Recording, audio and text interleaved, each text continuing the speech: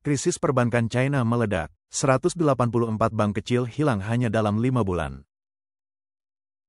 Menurut Sina Finance, China sedang mengalami keruntuhan sektor perbankan kecil dan menengah yang belum pernah terjadi sebelumnya.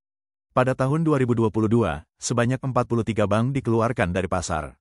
Jumlah itu naik menjadi 77 bank pada tahun 2023, lalu melonjak menjadi 204 bank di tahun 2024.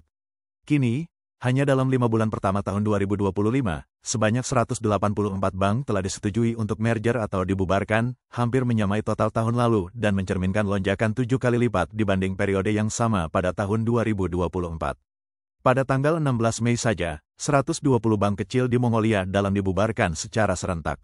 Gelombang penutupan ini mencerminkan upaya Beijing yang semakin intensif untuk merestrukturisasi dan menahan risiko dalam sistem keuangan yang sedang kesulitan.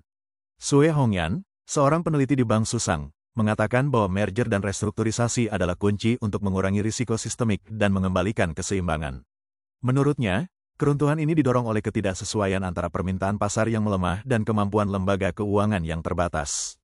Saat bank besar berekspansi ke pasar lokal dengan platform digital dan layanan berbiaya rendah, pesaing kecil pun tersingkir. Bank desa di pusat badai. Bank desa, yang dulunya vital bagi keuangan pedesaan, kini menjadi pihak yang paling terdampak. Pada tahun 2024, 99 dari 204 bank yang dibubarkan adalah bank desa. Sejauh ini pada tahun 2025, sudah ada 70 bank desa lainnya lagi yang tutup.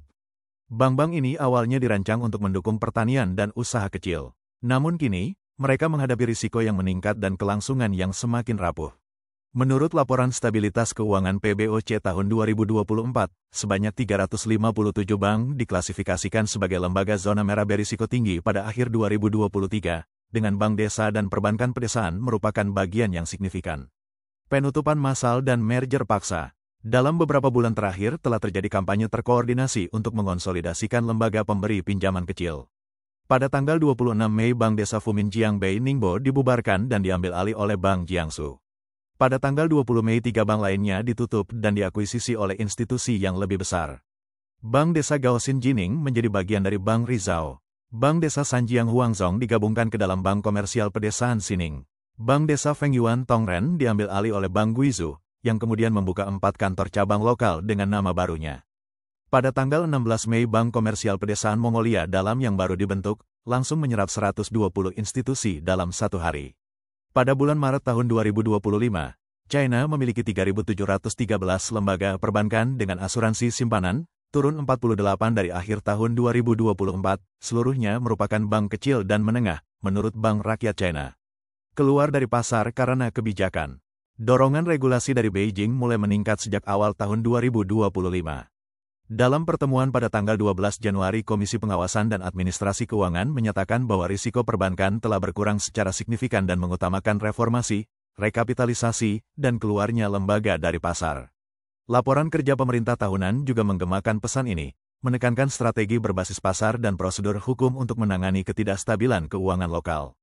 Terjepit di antara bank raksasa dan regulasi, bank kecil kini menghadapi tekanan dari berbagai arah. Gangguan digital dari bank-bank besar mengikis basis nasabah mereka, sementara pengawasan ketat terhadap kecukupan modal dan kepatuhan telah memperlihatkan kelemahan struktural yang mendalam, model bisnis yang ketinggalan zaman, pengendalian risiko yang buruk, serta kapasitas digital yang tidak memadai. Sue Hongyan mencatat bahwa banyak dari bank kecil ini masih bergantung pada selisih suku bunga tradisional dan kurangnya layanan yang berbeda. Kepemilikan yang terfragmentasi dan tata kelola internal yang lemah semakin menghambat pengambilan keputusan dan pengawasan. Karena tingkat suku bunga deposito yang lambat disesuaikan, bank kecil menghadapi margin keuntungan yang menyusut dan biaya operasional yang meningkat. Seorang eksekutif di Bank Komersial Kota memperingatkan pada pertengahan tahun 2024 bahwa bank-bank besar mulai memilih nasabah premium di pasar kelas bawah, meninggalkan bank kecil menghadapi risiko yang meningkat dan profitabilitas yang terbatas. Seperti yang dikatakan seorang pegawai bank desa, kami seperti biskuit lapis, terjepit dari dua sisi.